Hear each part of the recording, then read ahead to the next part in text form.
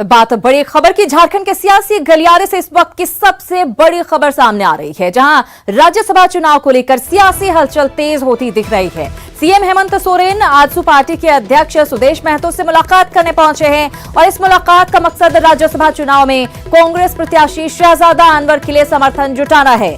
आपको बता दें कि आजसू के विधानसभा में 2 सदस्य हैं और ऐसे में चुनाव में बीजेपी की जीत हो या फिर कांग्रेस प्रत्याशी की, दोनों के लिए ये वोट बेहद खास हैं। तो झारखंड से इस वक्त की बड़ी खबर, तस्वीरें भी आपको हम दिखा रहे हैं।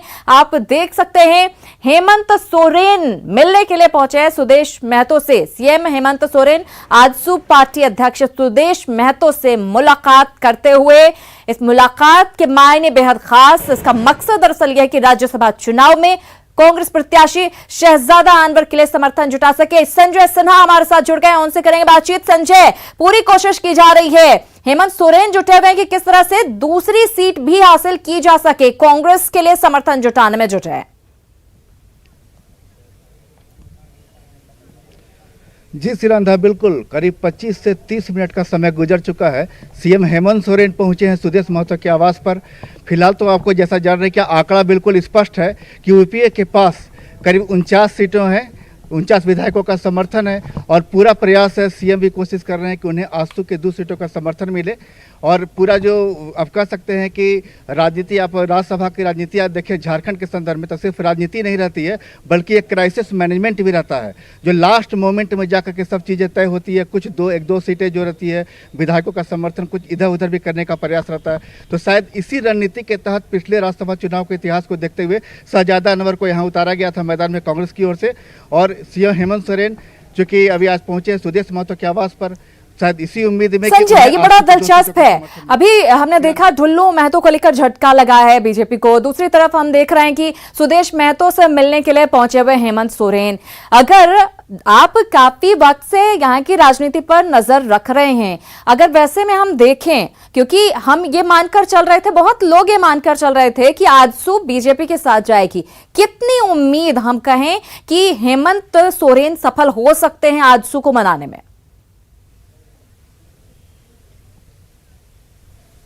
देखिए, ये तो एक राजनीतिक कवायद है कि सफल कौन होता है कौन नहीं, ये तो बाद में देखा जाएगा। लेकिन शुरुआत में एक जो आप कह सकते हैं कि जो डिफ़ॉल्ट सोच या डिफ़ॉल्ट राजनीति की बात जहाँ तक आती है, तो आजसू शुरू से ही बीजेपी के साथ गठजोड़ में रही है, सत्ता में रही है।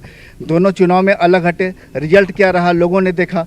तो आजसू अब इस बार क्या अपनी रणनीति बदलेगी, यूपीए के साथ जाएगी या उनका वही पुराना रास्ता रहेगा बीजेपी के पास, ये देखने वाली बात होगी। लेकिन इतना जरूर है कि आपको जो बीजेपी प्रत्याशी हैं दीपक प्रकाश, वो फिलहाल अभी उनका जो सीटों का समर्थन है, जितने पर्याप्त विधायक चाहिए उनका उतना बीजेपी के साथ दिख रहा है। क्योंकि बाबूलाल जी के आने के बाद 26 सीटें बीजेपी के पास है। एक सरयू राय और अमित जो हैं निर्दलीय विधायक 2 और हो गए, तो 26-2 28 का आंकड़ा हो जाता है। ऐसे में अगर ये आपको आजसू का समर्थन यूपीए की तरफ भी जाता है, तब भी कोई विशेष असर नहीं पड़ता। बिल्कुल, यानी कि अभी भी उम्मीद बीजेपी के लिए बनी हुई है कि दूसरी सीट बीजेपी के खाते में जाएगी। संजय, नजर बना रखें इस तमाम हलचल पर, क्योंकि अब 19 तारीख को चूंकि चुनाव होगा, उसके बाद स्थिति साफ हो जाएगी। लेकिन अपडेट लगातार हम अपने दर्शकों तक पहुंचाते रहेंगे। धन्यवाद संजय इस जानकारी के लिए। तो राज्यसभा चुनाव को लेकर तेज हुई राजनीतिक हलचल के बीच कल मुख्यमंत्री हेमंत सोरेन के आवास पर सत्ताधारी दलों के विधायकों की बैठक होने वाली है। शाम 6:30 बजे से होने वाली इस बैठक में यूपीए अपने दूसरे उम्मीदवार कांग्रेस के शहजादा अनवर को जीत दिलाने की रणनीति अपनाएगा। आपको बता दें कि झारखंड में राज्यसभा की 2 सीटों के लिए झारखंड मुक्ति मोर्चा के अध्यक्ष शिबू सोरेन के साथ बीजेपी के प्रदेश अध्यक्ष दीपक प्रकाश और कांग्रेस के शहजादा अनवर चुनाव मैदान में हैं। सभी दलों की बैठक, जो हमारे सहयोगी दल हैं, जो सरकार में सहयोगी हैं, उन सभी दलों की संयुक्त बैठक माननीय मुख्यमंत्री के आवास पे शाम में 6:30 बजे संपन्न होनी है। यहाँ पर सीटें हैं, जितने सदस्य हैं, उससे स्पष्ट होता है कि 2 उम्मीदवार की जीत निश्चित होगी। लेकिन हम लोगों का ये प्रयास है कि जो हमारे 2 उम्मीदवार हैं उनकी जीत सुनिश्चित हो, इसी पर ये बैठक हो रही है और आगे की रणनीति हम लोग वहां पर बनाएंगे। तो हर कोई अपनी तरफ से जी जान कोशिश में जुटा है कि किसको जीत मिल सके। दूसरी सीट के लिए झारखंड में राज्यसभा चुनाव को लेकर वोटर लिस्ट जो है वो जारी कर दी गई है। इन सबके बीच इसी के साथ बीजेपी में शामिल होने के बाद बाबूलाल मरांडी की सदस्यता पर चल रहा सस्पेंस भी खत्म हो गया है। निर्वाचन आयोग के फरमान के बाद अब झारखंड विधानसभा ने भी बाबूलाल मरांडी को बीजेपी के विधायक के तौर पर मान्यता दे दी है। वहीं जेवीएम पार्टी में उनके साथ रहे प्रदीप यादव और बंधु तिर्की को सदन में निर्दलीय विधायक के तौर पर मान्यता दी गई है। हालांकि ये दोनों विधायक किस दल के सदस्य होंगे, इस पर विधानसभा अध्यक्ष अभी फैसला करेंगे। अब बात कर लेते हैं कोरोना के बढ़ते संक्रमण की। देश में कोरोना वायरस संक्रमण के बढ़ते मामलों और मौतों के बीच प्रधानमंत्री नरेंद्र मोदी आज और कल राज्यों के मुख्यमंत्रियों से बातचीत कर रहे हैं। आज पीएम मोदी 21 राज्यों और केंद्र शासित प्रदेशों के मुख्यमंत्री से वीडियो कॉन्फ्रेंसिंग के जरिए कोरोना वायरस से बने हालात और इससे रोकथाम के मुद्दे पर चर्चा करेंगे। आज झारखंड सहित 21 राज्यों और केंद्र शासित प्रदेशों के मुख्यमंत्रियों से प्रधानमंत्री की बातचीत होगी। वहीं कल 15 राज्यों के मुख्यमंत्री और उपराज्यपाल से प्रधानमंत्री चर्चा करेंगे। आपको बता दें कि कोरोना संकट को लेकर प्रधानमंत्री नरेंद्र मोदी 88 दिनों में छठी बार वीडियो कॉन्फ्रेंसिंग कर रहे हैं।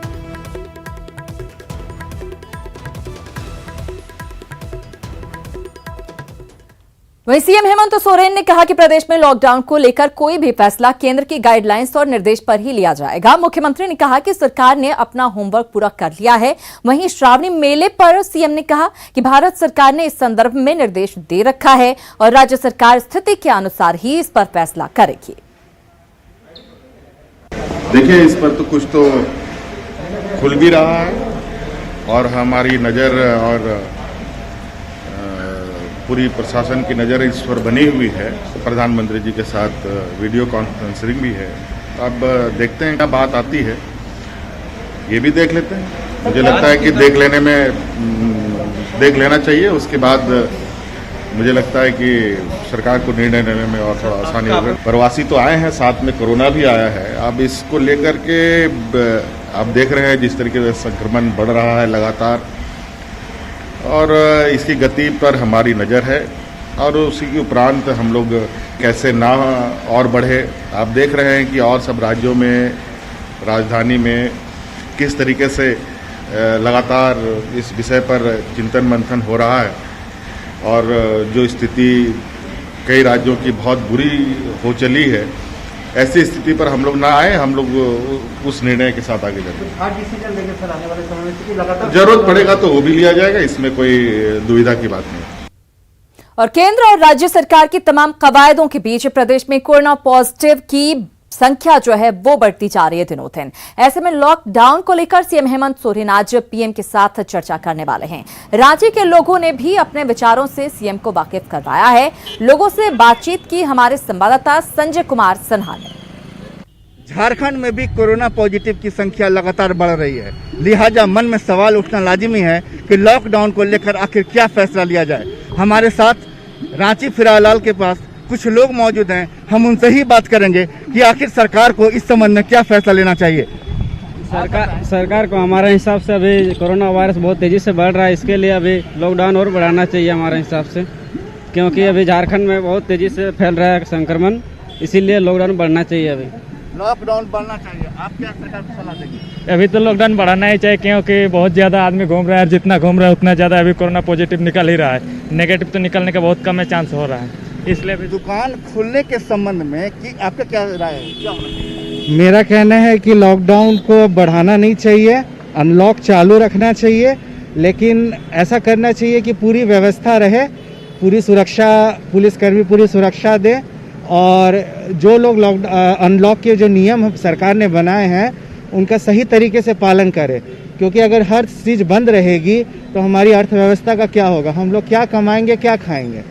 इसलिए मेरे विचार से अनलॉक जारी रहना चाहिए, लेकिन पूरी सुरक्षा के साथ। सेम टू सेम वो जो बोला है, लॉकडाउन होना नहीं चाहिए, अनलॉक जो है वैसे स्थिति में रहना चाहिए। सबको सावधानी बरतना है, अपने अपने सावधानी बरत के काम में रखना है, क्योंकि काम अगर नहीं करेंगे तो अर्थनीति डूब जाएगा।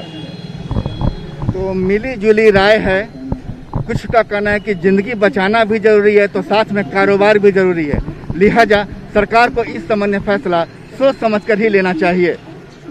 कैमरामैन शाहनवाज के साथ संजय सिन्हा, न्यूज 18 रांची।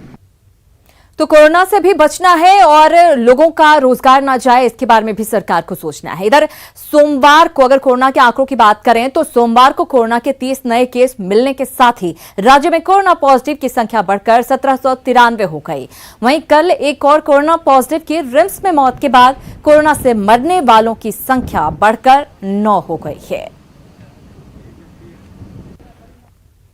और अब बात समाज में फैले अंधविश्वास की। एक तरफ कोरोना से बचाव के लिए दवा तैयार करने के लिए वैज्ञानिकों और डॉक्टरों की टीम दिन रात लगी हुई है, वहीं गुमला के ग्रामीण इलाकों में कोरोना को लेकर अंधविश्वास ने अपनी जड़ें जमा ली हैं। जिले के डुमरी ब्लॉक की महिलाएं कोरोना को देवी मानकर इसकी पूजा कर रही हैं और कोरोना संकट से छुटकारा दिलाने के लिए प्रार्थना कर रही हैं। कोरोना देवी को लड्डू चढ़ाया जा रहा है। जाहिर है इस तरह से पूजा पाठ से कोरोना दूर नहीं होने वाला है, बल्कि लोग गुमराह होंगे और कोरोना का कहर और बढ़ता जाएगा। इस तरह से भीड़ लगाने से आपसे भी अपील है कि इस तरह के अंधविश्वास के चक्कर में आप नहीं पड़ें। कोरोना से बचने के लिए सरकार और डॉक्टरों की सलाह माने, क्योंकि इसी की जरूरत है। सोशल डिस्टेंसिंग का पालन करें, समय समय पर साबुन से हाथ धोएं, बच्चों और बुजुर्गों की मदद करें, उन्हें ज्यादा सुरक्षित रखें। उनकी इम्यूनिटी कमजोर होती है, उनको कोरोना जल्दी अपनी चपेट में ले सकता है, उनकी जान पर आफत आ सकती है। देखिए, हम लोग कोरोना माई का पूजा कर रहे हैं। पहले घर में हम लोग पूजा करके मतलब गए नदी का किनारे, हम लोग पूजा किए और गड्ढा खोल के पूजा किए। इसके संबंध में क्या कहा जाए, बहुत ही दुर्भाग्यपूर्ण बात है कि आज लोग इतना शिक्षित होते हुए भी अभी भी अंधविश्वास में फंसे हुए हैं कि उनको देवी और बीमारी में फर्क नहीं समझ में आ रहा। आज पूरी दुनिया कोरोना महामारी से मानव जाति की रक्षा के उद्देश्य से देवघर के बाबा मंदिर में महामृत्युंजय जाप का आयोजन किया गया। इस अनुष्ठान में 11 तीर्थ पुरोहितों ने 44,000 बार महामृत्युंजय मंत्र का जाप किया। वहीं आज तीर्थ पुरोहितों ने इस धार्मिक अनुष्ठान का हवन भी किया। तीर्थ पुरोहितों ने बताया कि आगामी 21 तारीख को सूर्य ग्रहण के बाद कोरोना महामारी से निजात दिलाने के लिए किसी न किसी दवा की खोज हो सके, इसी याचना के साथ कामना लिंग बाबा वैद्यनाथ की पूजा की जा रही है।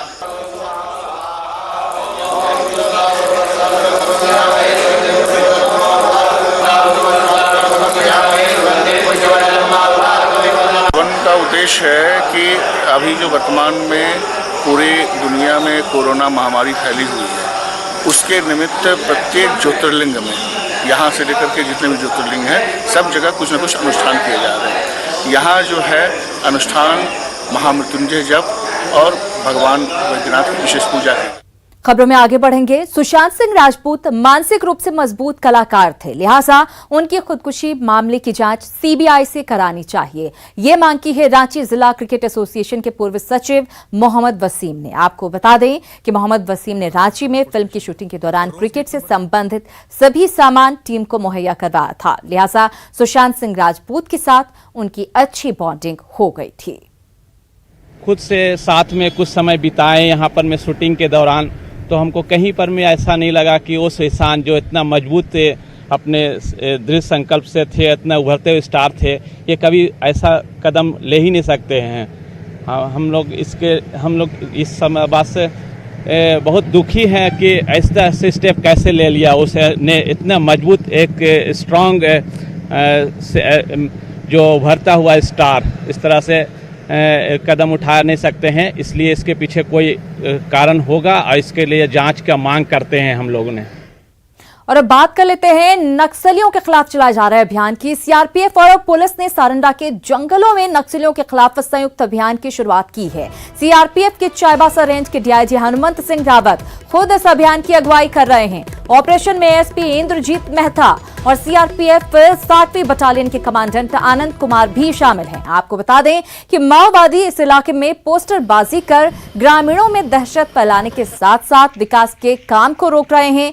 इसी क्षेत्र में माओवादियों ने जवानों को निशाना बनाने के लिए 64 आईईडी बम लगा रखे थे, जिसे जवानों ने समय रहते बरामद कर लिया।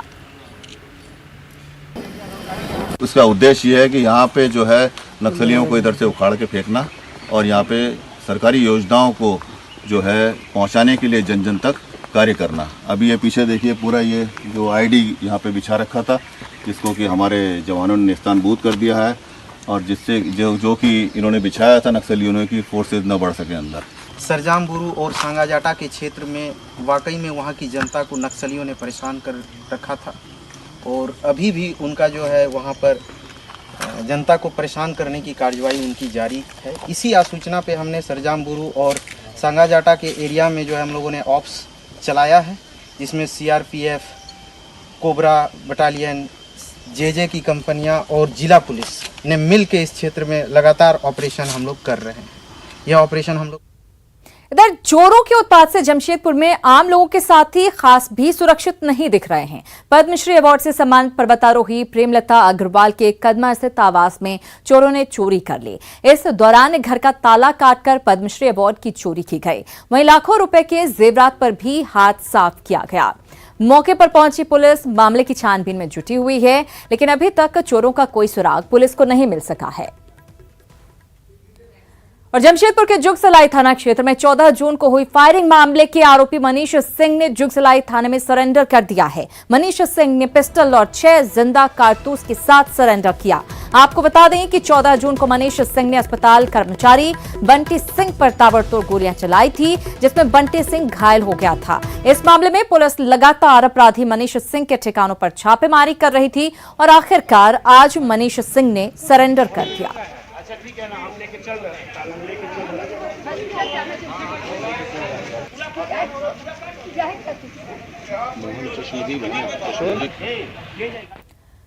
साहिबगंज में गंगा नदी में 4 जहाजों के परिचालन पर रोक लगाने का मुद्दा गरमाने लगा है। गंगा नदी में फेरी सेवा के लिए अंतर्देशीय जलमार्ग प्राधिकरण ने 4 नई कंपनियों को गंगा में जहाज चलाने की अनुमति दी थी, लेकिन राज्य सरकार ने परिचालन पर रोक लगा दी है। साहिबगंज से बीजेपी विधायक अनंत ओझा का कहना है कि रोक लगाने से स्थानीय कारोबार प्रभावित हुआ है। आपको बता दें कि साहिबगंज से बिहार के मनिहारी घाट के बीच फेरी सेवा के तहत जहाजों का परिचालन होता है।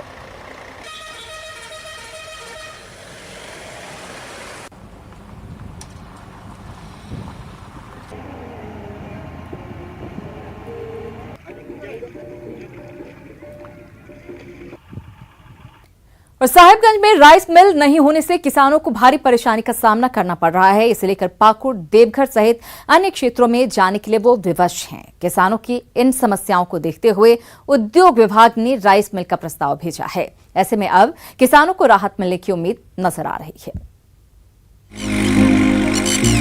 प्री मानसून में ही किसानों ने धान की रोपनी शुरू कर दी है। साहिबगंज में धान की खेती बड़े पैमाने पर की जाती है।